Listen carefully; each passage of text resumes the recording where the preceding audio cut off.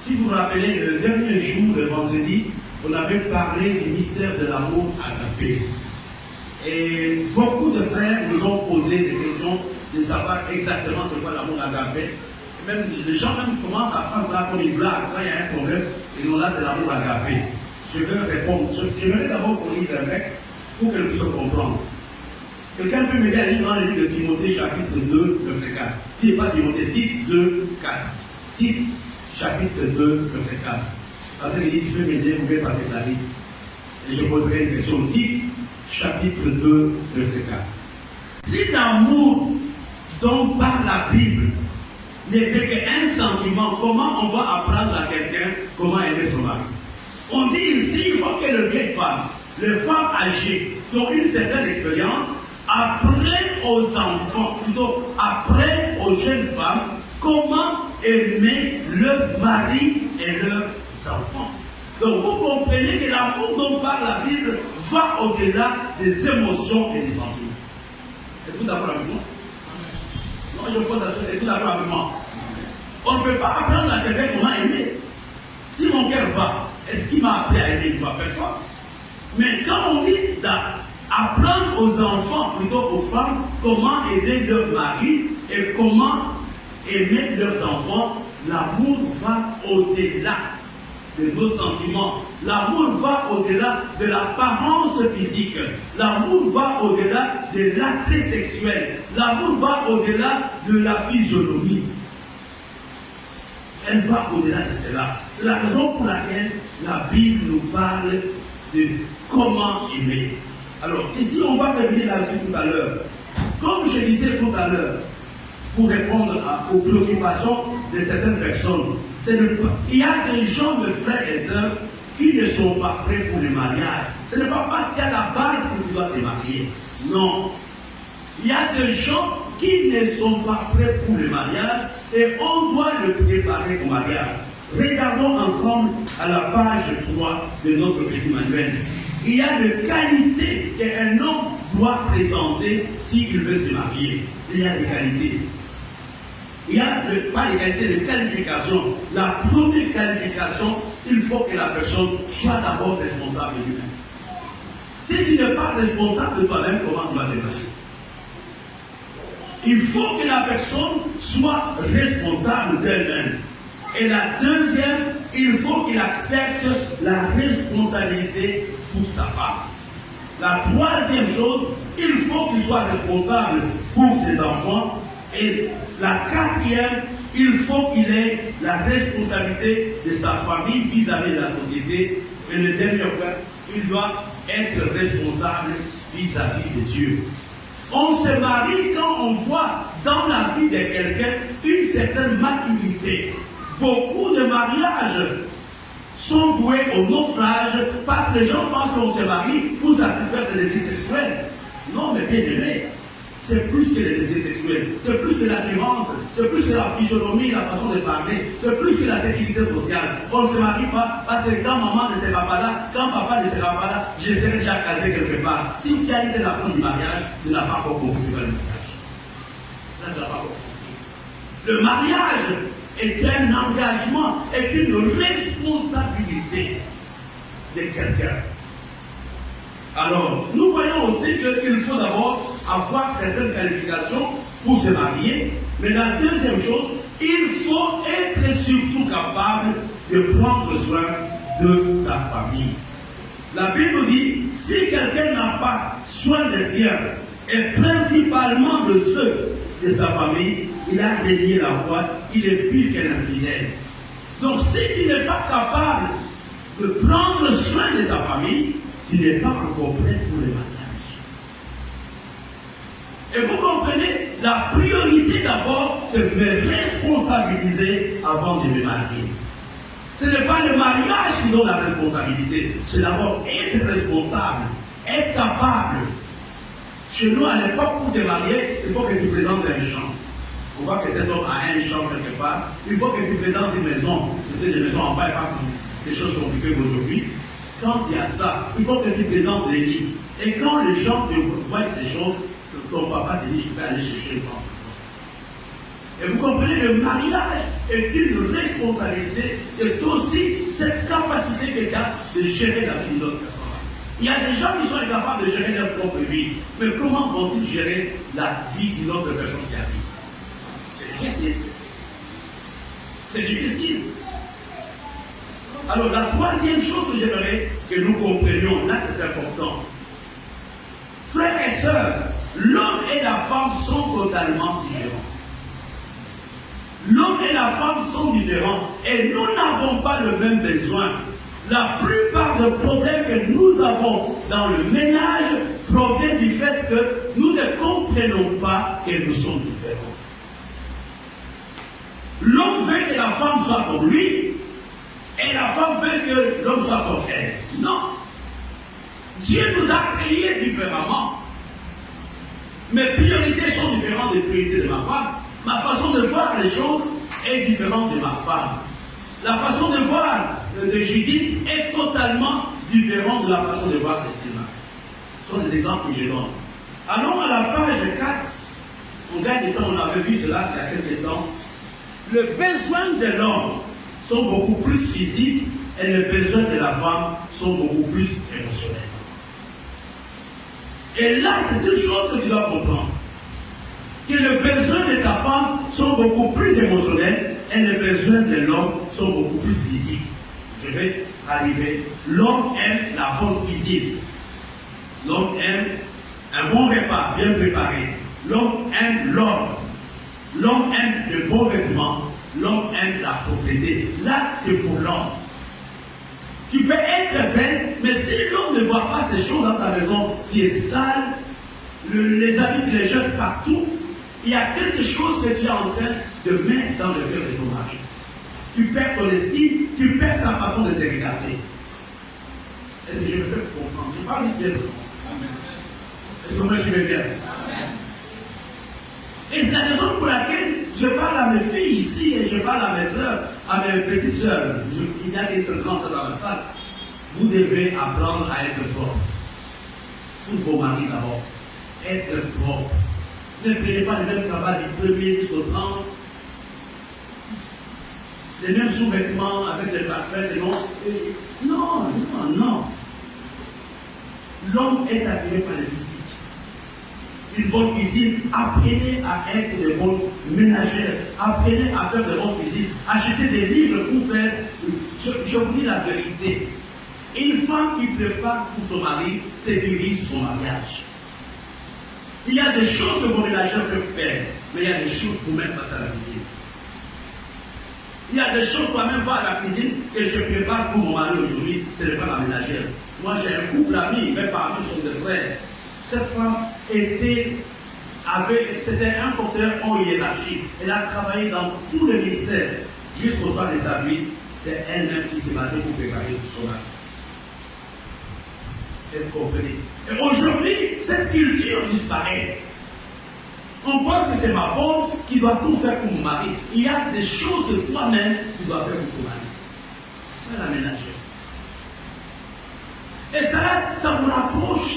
Chérie, je t'ai fait une omelette. Chérie, je t'ai fait ceci. Chérie, je vais faire ça pour toi. Même un dimanche, tu vas au marché rapidement pour envoyer des enfants acheter et fais-lui une bonne omelette. Parce que tu connais son goût et tu verras comment il va te regarder. Il va se sentir honoré. Il va se sentir respecté parce que toi-même tu es passé à la cuisine. Et je connais aussi des maris qui sont exigeants. Quand c'est la ménagère, ils ne mangent pas. La ménagère, c'est pour les enfants, pas souvent. Moi, je l'ai posé pour les maris. Là aussi, c'est un cas extrême. Mais quels sont les besoins de la femme? Les besoins de la femme sont beaucoup plus émotionnels et physiques. L'homme, ses besoins sont de l'ordre physique. La propreté, la bonne nourriture, le lit qui est dressé, la femme bien dressée, la femme qui se maquille. Là, c'est pour l'homme. L'homme s'occupe de cela. Ne dis pas, voilà, qui me regarde. Non, je vais te dire, souvent je le dis en blaguant. La première personne que tu dois séduire, c'est ton mari. Tu t'appuies d'abord pour ton mari. Ce n'est pas pour l'église, ce n'est pas pour le voisin. C'est lui qui doit te dire si ta tenue que tu as mis lui plaît ou pas. Si ça ne plaît pas, change. C'est lui qui est le premier admirateur. Chérie, est-ce que tu as bien trouvé la famille ici que j'ai? Comment tu trouves ce parfum? Comment tu trouves cet habit? Si lui te dit que je n'aime pas ça, ne l'aime pas. Tu es en train de créer une source de tension dans la maison. Bon, quels sont les besoins fondamentaux de la femme? Les besoins fondamentaux de la femme sont d'abord d'ordre émotionnel. Ce n'est pas physique. C'est d'abord d'ordre émotionnel. Le premier besoin, la femme a besoin de se sentir en sécurité. Là, c'est le premier besoin de chaque femme. J'aime aujourd'hui les termes que les jeunes utilisent. Parce que les termes que les jeunes utilisent. Parce que ne trouvez pas. Il y a un terme qu'ils utilisent. Il faut regarder la télé de temps en temps. D'accord, quel est le projet que nous avons? C'est le terme actuel. Avant, les gens draguaient le film, il n'y avait pas de problème. Mais aujourd'hui, on te voit une ou deux fois, on te demande quel est le projet. Quel est le projet que nous avons? Oh non, il faut d'abord déjà aller en Allemagne. Alors, quand tu finiras en Allemagne, bien alors, pour le moment après. Le premier besoin de la femme, c'est un besoin de sécurité. C'est de sécurité. Elle ne veut pas donner sa vie à un aventurier qui va la laisser en cours de route. Et si vous n'avez pas besoin de la sécurité, je vais vous dire que vous n'êtes pas une fille normale. C'est chaque femme qui veut être sécurisée. C'est chaque femme qui veut se sentir que je suis quelque part. Même s'il y a des problèmes là, il va assumer. Ça, c'est le premier besoin de la femme.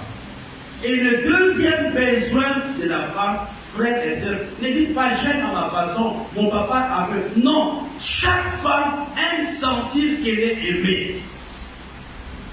Chaque femme aime sentir qu'elle est aimée, qu'elle est admirée par son mari. Si aujourd'hui tu regardes ta femme avec le prix, tu bouges du matin au soir, qu'est-ce que tu attends d'elle? Toute la journée tu ne lui as pas parlé et les soirs tu veux monter sur elle. Elle va te rejeter.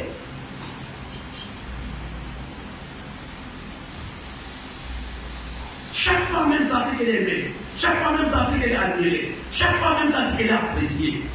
Et tu dois te lui prouver. Tu dois montrer que tu t'intéresses à elle. J'ai regardé ma coiffure. Je suis occupé à lire la vie du frère. Là, moi, quand je suis en train de faire l'école universelle, je n'ai pas pour me déranger. C'est tellement en l'école universelle.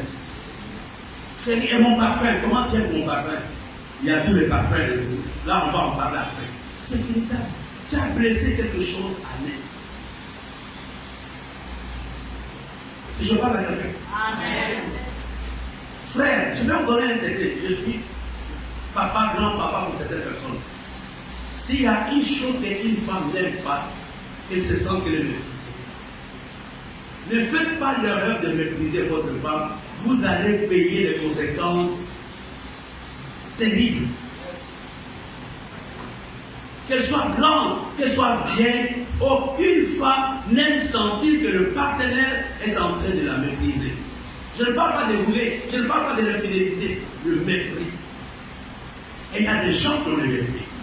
Dans leurs paroles, dans leur façon de regarder, dans leur façon de faire, on sent que cet homme méprise ça.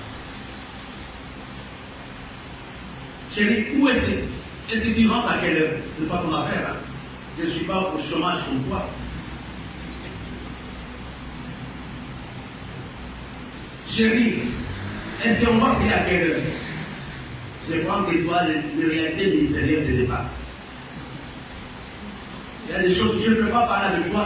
Je veux parler dans le comité des personnes parce que le révélation que j'ai là, tu ne peux pas les saisir. C'est fini là de suite. Tout s'est révélé, ça sera un problème. Voilà. Là, j'étais en train de vous parler de l'appel que nous avons vu.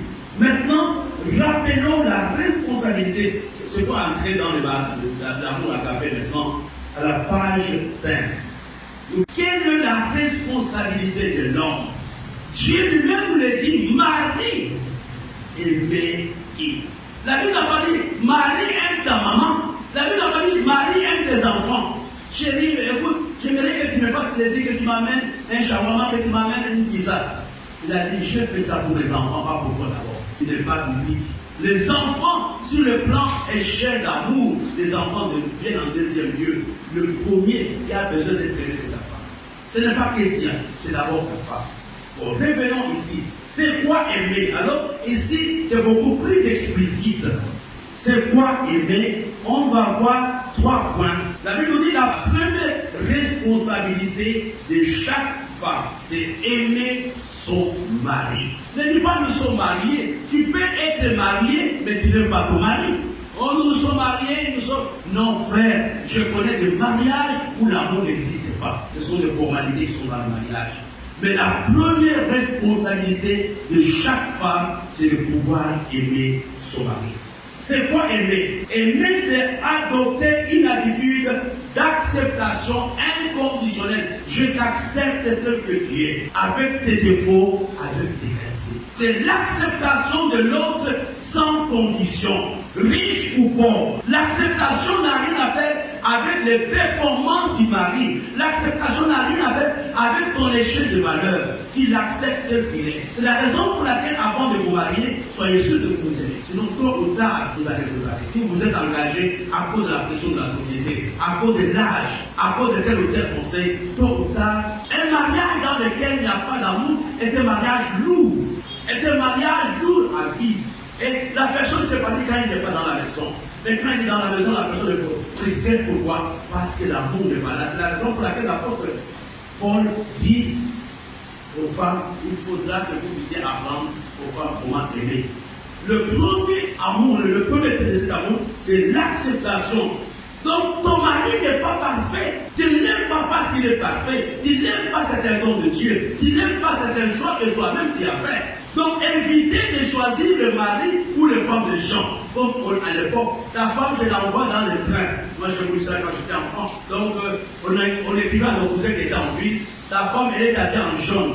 Elle a une cicatrice au niveau gauche. Et tu verras, elle a en bas-bouche. Elle a ta femme. Et le mari arrive à la gare. Il va chez... Les deux ne se connaissent pas. On dit qu'à force de vivre ensemble, vous allez vous connaître. Il y en a même qui disent qu'à force de vivre ensemble, là, vous allez venir ensemble. Donc j'accepte l'autre. Je ne dis pas qu'il n'a pas de défauts. Il a des défauts, mais je l'accepte comme étant un don que Dieu m'a fait. Et vous comprenez pourquoi des fois les pasteurs sont exigeants quand on prépare les gens au mariage. C'est pour éviter les malheurs dans le vie. Ce n'est pas pour la gagner. La deuxième chose, quand je dis que j'aime mon mari, ça signifie j'accepte ses pensées et j'accepte ses sentiments. C'est d'abord l'acceptation inconditionnelle, riche ou pauvre, grand ou petit. Même quand il sera beau, je serai toujours là. Et la deuxième chose, j'accepte ses sentiments et j'accepte. Et là, c'est un exercice. Et j'aimerais que nous puissions prier pour le couple. Deux fois, l'homme et la femme ne voient pas les choses de la même façon. Ça sera un problème au niveau de l'amour. Aimer, c'est aussi accepter les pensées de l'autre. Comment il réfléchit, comment il réagit. La troisième chose, j'accepte l'autre en dépit de ses échecs. Tous les jours ne seront pas ensoleillés. Il y a des jours où on aura l'ouvrage. Il y a des jours où on aura des nuages. Qu'il vente ou qu'il neige, toi, tu peux compter sur moi. Qu'il vente ou qu'il neige, tu auras une épaule sur laquelle tu peux te reposer. Aimer, ce n'est pas être excité quand on voit une femme claire. Aimer, ce n'est pas être excité quand on voit une femme mince. Non. Je t'accepte avec tes défauts. Je t'accepte avec tes faiblesses. Je t'accepte avec ta façon de faire. Le deuxième aspect de cet amour, on a donné le premier aspect, c'est l'acceptation inconditionnelle de l'autre. L'amour agapé, j'accepte l'autre sans condition. J'accepte tel que tu es, pauvre, riche, cultivateur, je t'accepte tel que tu es. Et la deuxième chose de cet amour agapé, c'est à la page 6, c'est aimer en étant prêt à se sacrifier. Être prêt pour le sacrifice. L'amour agapé a un aspect sacrificiel. Il a une paire de chaussures, mais sa femme en a 15. Il a un pantalon, mais sa femme a autant de voitures. C'est ça l'amour. L'amour agapé, on n'énumère pas les choses qu'on a données à l'autre. L'amour agapé, on n'énumère pas, j'ai fait ceci pour elle, j'ai fait ça, j'ai fait ça, j'ai fait ça. Là, ce n'est pas l'amour agapé. Dans l'amour agapé, il y a cette notion de sacrifice. Es-tu prête à te sacrifier pour ton mari? Es-tu prête à te sacrifier pour ton mari? Te sacrifier pour que lui réussisse. J'ai connu un couple, je ne vais pas citer leurs noms, ils sont très importants, ils ne sont même pas ici, ils sont en Europe. Quand ces jeunes gens ont quitté le Cameroun pour aller en France, le mari n'avait pas de bourse. À l'époque, notre gouvernement camerounais donnait des bourses. Ils sont partis et la femme était super intelligente. Le mari était moyen. Mais la femme aimait tellement son mari, elle a fait la première année seulement. Et après, elle a pris sa bourse. Elle a donné à son mari. Ils se sont mariés. Le mari n'était pas boursier. Mais après, qu'est-ce qui s'est passé? Elle a mis au monde, elle a quitté l'université pour laisser son mari terminer. Et son mari est parmi les meilleurs médecins de l'Europe aujourd'hui. C'est quand le mari a terminé l'université, elle a fait des spécialisations en médecine, etc. C'est à ce moment-là que la femme est rentrée pour l'université. Et quand ce couple, j'étais chez eux, m'expliquait, et j'ai compris encore des familières. Dans l'amour, mes bien-aimés, s'il n'y a pas la notion de sacrifice, ce n'est plus l'amour, c'est autre chose. Ce n'est plus l'amour, c'est autre chose. C'est être prêt à consentir le sacrifice pour l'autre. Apporter toute votre attention à votre mari constitue une priorité majeure. Malheureusement, aujourd'hui, ces choses disparaissent dans nos maisons. Aujourd'hui, les femmes sont beaucoup plus occupées à s'occuper de leurs enfants, à s'occuper de leur famille, mais à s'occuper moins de leur mari. Ils les avaient amenés dans cette aventure-là. Le premier qui doit jouir de ton attention, ce n'est pas ton église, ce n'est pas ton pasteur, ce ne sont pas tes enfants, c'est d'abord ton mari qui nécessite. Et la deuxième chose, être disponible pour son mari. Combien de fois le mari a besoin de toi? La reine Vassie a été disqualifiée parce qu'elle n'était pas disponible pour son mari. Quand son mari avait besoin d'elle, elle dit, moi aussi j'organise ma réception. Non chérie, ce week-end on a venu au travail. Et alors elle dit, on ne peut pas se voir. Non chérie, le bishop a demandé qu'on doit être tous à l'église. Et le vendredi, non, je suis responsable de l'intercession. Et le mercredi, c'est moi qui balaye. Donc, tu n'es plus disponible. Maintenant, tu es la femme d'église. Non, n'oublie pas, je suis chef d'entreprise. Toi, tu ne connais pas. Toi, tu es au chômage. Moi, je suis PDG, tu sais. Toi, comme tu chômes là, tu ne peux pas comprendre. J'ai une réunion avec le conseil d'administration à 9h. Après, je dois attendre le rapport du DRH. Donc, la personne a pris ton temps. Et ces choses amènent la frustration dans la vie du mari. Ta prière, toi qui me suis, c'est de dire que Dieu, aide-moi à être disponible pour moi. Et non seulement être disponible, il y a un autre point, avoir une écoute attentive. S'il y a une chose de bien aimé que je n'aime pas, moi personnellement, et les femmes sont spécialistes avec ça. Elles n'écoutent pas les mari. Chérie, je vais t'expliquer quelque chose. Non, on aura le temps de parler. Pour le moment, c'est un peu compliqué. J'ai eu je vais changer. Est-ce que ça arrive? Attends d'abord. Voilà un peu ce que je peux faire. Et quand la personne n'a pas quelqu'un avec qui parler, il va parler avec qui? Chérie, je vais t'expliquer quelque chose. Il y a jeune de prière, attends, ça va attendre. Il faut d'abord qu'on finisse la quinzaine de prières là. Après, je vais voir le problème. Je n'ai pas pour le temps dans ma prière. Et le troisième point, nous avons vu d'abord que l'amour, agapé, c'est l'amour, acceptation de l'autre sans condition. Et la deuxième chose, c'est être prêt à me sacrifier pour l'autre. Et le troisième point, là on aura l'occasion de parler dans le couple, c'est aimer, c'est répondre physiquement. Le corps ne t'appartient pas. Et le rapport intime, ce n'est pas une gratification. Quand le mari se comporte bien, je lui donne. Quand il se comporte bien, j'essaie de dire, je ne peux pas. Ne me touche pas, je vais mettre le jeans, ainsi de suite. Non. Si tu es chrétien, tu ne peux pas faire ça. Ne vous privez pas l'un et l'autre. Son cours de besoin de prière. Et c'est là de commun accord. Vous vous entendez. Écoutez, on ne fera pas ceci et cela. Mais pour le moment, non, moi je sais, peut-être j'essaie de tenter, je peux faire des choses, vous vous mettez d'accord. Ce n'est pas en plein jet, le monsieur peut faire ses histoires, et non, moi je ne fais pas ceci, cela. Tu es en train de détruire ton ménage sans t'en rendre compte. Aimer, c'est d'abord accepter l'autre sans condition. Aimer, c'est me sacrifier pour l'autre. Aimer, c'est me donner physiquement à l'autre. Me donner physiquement à l'autre. Et comment ça va se passer? Un jour, on aura la réunion de couple. La première responsabilité de la femme, c'est aimer son mari. Et la deuxième responsabilité, je termine par là, la deuxième responsabilité de la femme, c'est soutenir son mari. Soutenir son mari. Si tu peux trouver un petit job pour que ton mari se repose un peu, fais-le. Ne dis pas c'est ton travail. Moi, je suis à la maison, je ne bouge pas. Il y a des dons, il y a des qualités, il y a des choses que tu peux faire pour que vous soyez capable de vous en sortir. Soutenir son mari en lui apportant votre soutien. Regardez ce que la Bible nous dit, Proverbe, que je peux lire ensemble à la page 7. Qui peut trouver une femme? Le cœur de son mari a confiance en elle. Et les produits ne lui feront pas défaut. Elle lui fait du bien et non du mal tous les jours de sa vie. Pose la question, si tu fais du bien à ton mari, tu lui fais du mal. Vous savez, quand j'étais enfant, il y a des gens de ma génération, on voyait des femmes qui pleuraient quand les choses ne marchaient pas. Aujourd'hui, les femmes ne pleurent. Et tu t'es arrêté de ton attitude, ton comportement là est en train de détruire quelqu'un, est en train de préparer quelqu'un pour la tombe. Et tu t'es déjà posé cette question. Soutenir son mari, c'est lui apporter son soutien, le compléter. Le mari, tu ne dois pas être en compétition avec ton mari, tu dois le compléter. Tu ne dois pas être en compétition avec lui. Parce que lui, il est rentré le matin à 8h, moi aussi je vais inviter mes amis. Voici était entré en compétition avec le roi, elle avait été disqualifiée. Le mariage n'est pas un champ de compétition, c'est un champ dans lequel les gens se complètent. Chérie, t'as combien, tu touches combien? Je touche 1 million, c'est moi, je vais envoyer la moitié vraiment à mon petit frère qui est en France pour l'aider. Je dis ok chérie. Et le mois prochain, c'est maintenant la femme dit chérie, tu touches combien? 1 million. J'ai envoyé tout l'argent à mes cousines et tout se débrouiller. Parce qu'elles ont des problèmes, mais elles ne sont pas mariées. J'ai tout envoyé. On va se débrouiller avec les 200 000. Et vous êtes en compétition. Chérie, cette semaine, je vais recevoir mes collègues. Il faut manger à la maison. Il n'y a pas de problème. Le mois prochain, j'ai vu tous les anciens du Saint-Esprit. On va manger chez nous là. Et les mariages font notre âge aujourd'hui sans nous en rendre compte. Souvent, la compétition là n'a pas de nom. Et vous ne réalisez même pas que vous êtes en train de vous battre d'une façon inconsciente. L'homme et la femme, c'est complète. Quand ils sont en compétition, ça devient une mauvaise équipe.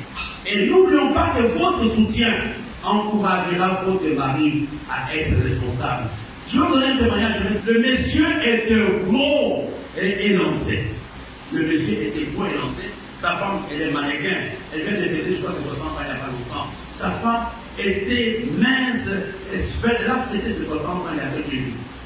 Le monsieur était gros et lancé. Il était complexé à cause de sa taille. Il était complexé à cause de sa taille. Et le témoignage que je vous donne n'a pas été donné en secret, c'était publiquement pendant les cultes. Et la femme, Dieu lui inspire, que Dieu le soutient de cet homme. L'homme avait même honte de prêcher à cause de sa taille. Quand il regardait, il se sentait laid. Et la femme, chaque jour, lui balançait des paroles. Vraiment, Dieu m'a fait la grâce d'avoir un mari comme toi. Combien de fois peut avoir des géants comme toi? Et au fur et à mesure que la femme encensait son mari, qu'est-ce qui s'était passé? L'homme a commencé à prendre confiance en lui-même. Et vers la fin, Dieu a délivré ces grands serviteurs de Dieu qui aujourd'hui Bishop. Je n'ai pas connu Bishop, mais aujourd'hui il est Bishop grâce à l'encouragement de sa femme. Mes chères mamans, mes chères filles, vous pouvez facilement détruire votre mari tout comme vous pouvez le fabriquer. Il y a très peu de femmes qui encouragent leur mari. Chérie, comment tu as vu ma prédication? Est-ce que nous sommes à l'église? Nous sommes vraiment à l'église. Chérie, comment tu vas, ma chérie? Est-ce que je suis bien habillée?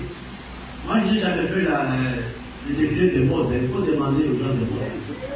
Moi, je n'ai jamais fait ça. Et tu vois, c'est une parole. Même le mari peut dire dans la joie, chérie, un petit bisou, chérie, on fait ceci, cela. Mais la réaction amène certains messieurs à se réfracter et vers la fin, c'est la crise cardiaque. Parce que la femme est la validée. Je vais vous dire la vérité. Il y a certaines personnes qui meurent à cause de l'attitude de leur femme. La femme doit être le soutien dans les bons et les mauvais jours. Et vous savez soutenir, bibliquement parlant, je vous dis bibliquement parlant, soutenir signifie être soumise à son mari. Bibliquement parlant, quand on dit soutenir, ça signifie être soumise à son mari. Je vous épargne la lecture de ce quoi. La femme n'est pas inférieure. La soumission ne signifie pas qu'elle est inférieure. La soumission ne signifie pas que tu vas perdre ton identité. La solution ne signifie pas obéir aveuglément. La solution ne signifie pas être exploité. Tu ne peux pas te soumettre à ton mari quand il te demande des choses qui vont à l'encontre du savoir-vivre ou de la Bible. Là, tu peux dire, je ne peux pas faire ça. Je ne veux pas que tu ailles à l'église parce que moi j'ai envie de te regarder, dit chérie, les salles individuelles. Là, je peux partir. Là, ce n'est pas la solution. Mais à la page 8, j'explique c'est quoi la solution. On va les lire ensemble, on termine par là. La solution, ça va. Allons-y, une fois et deux. Lisons le point B. Non, B. Allons-y. À diriger en lui montrant votre disposition à suivre sa direction. Reprenons.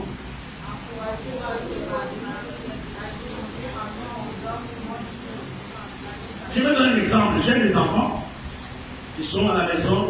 Kessia, Roula, Mercier. J'ai dit aux enfants, écoutez, à 20h, que personne ne vous regarde la télé. Prenez votre livre de prière.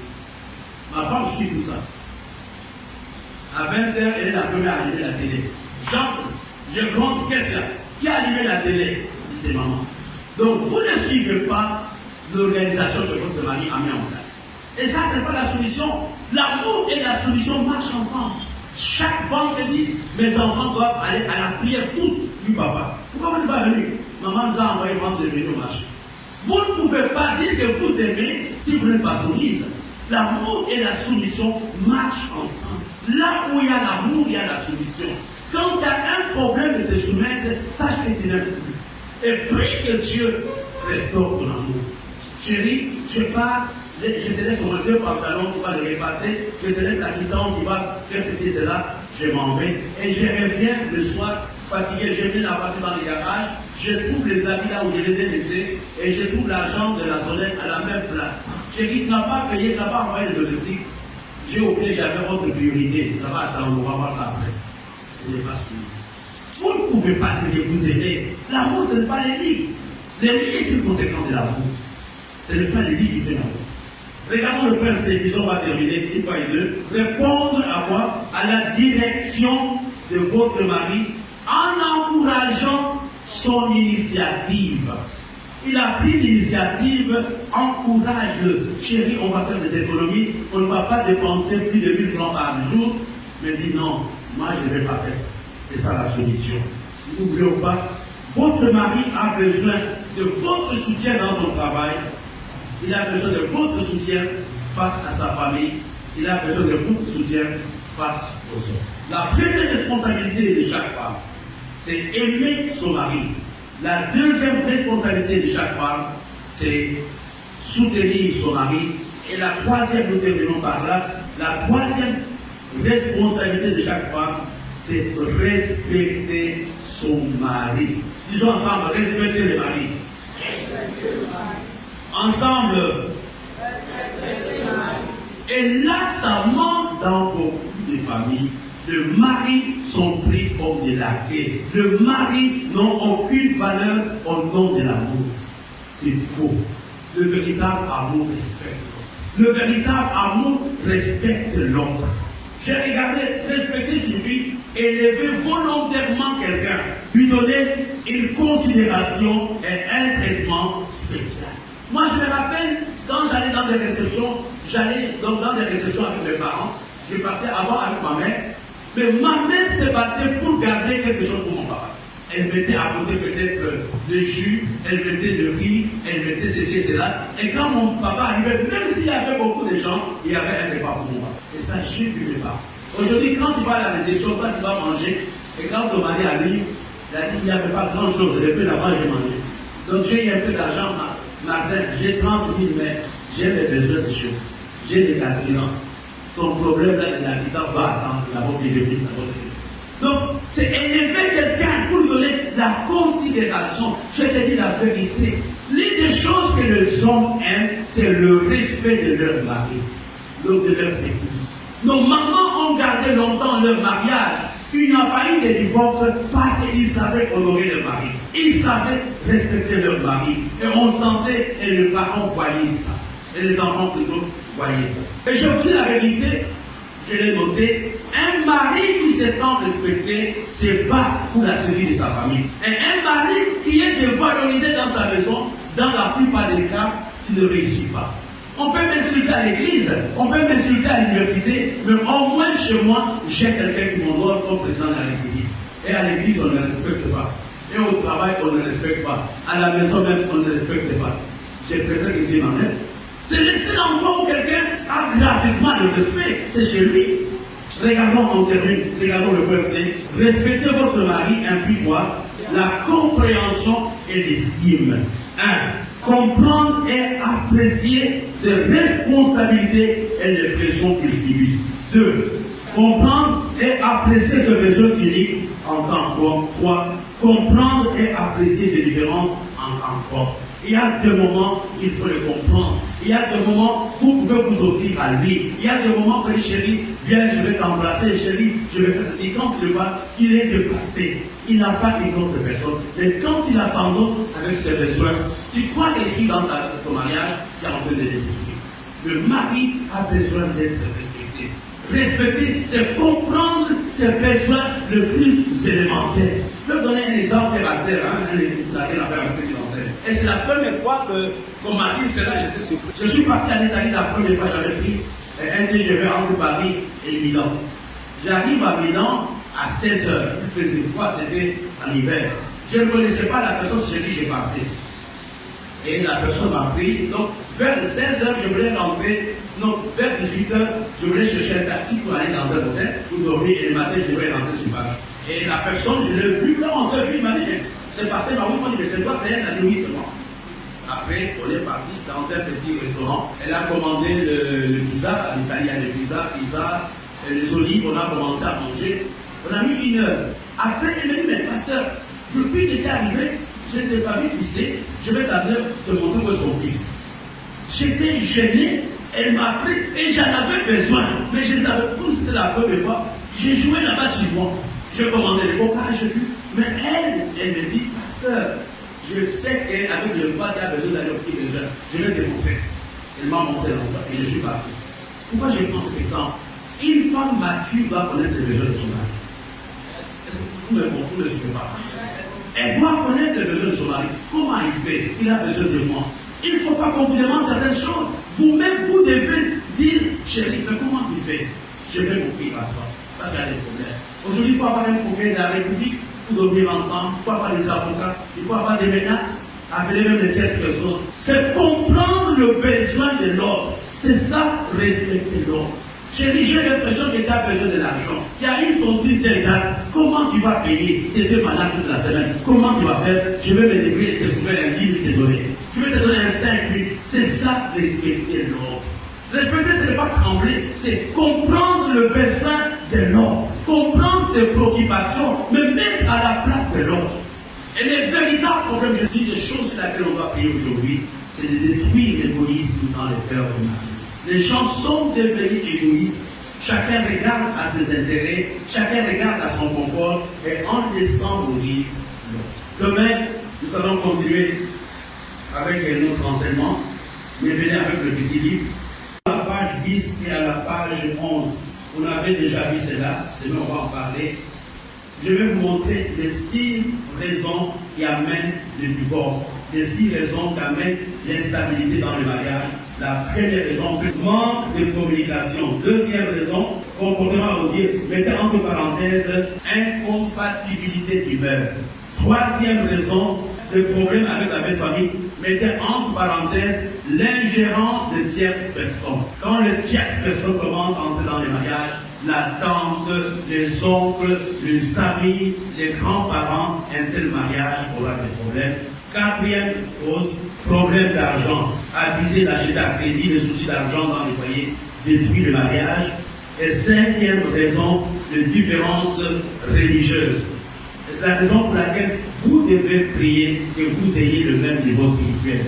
Si le mari est faible spirituellement, il croira que sa femme exagère dans la prière.